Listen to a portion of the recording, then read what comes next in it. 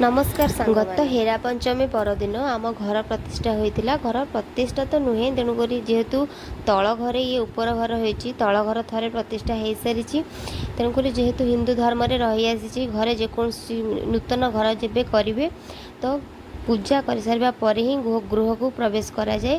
तेणुक आम घरे गोटे छोट आकार रे होम पूजा होता एवं हनुमान चालीसा ऊपर आमर 3टा रूम होती। 3टा रूम रे आमर लैट्रिन बाथरूम सब आटाच एवं किचेन एवं ठाकुर घर होती जहाँकि सबकि वास्तु अनुसार आम करने को चेष्टा करूँ एवं वास्तु अनुसार होती जोटा कि मुझे मानक पर के भिडियो शेयर करने ये आम ठाकुर को पूजा करा जाउची।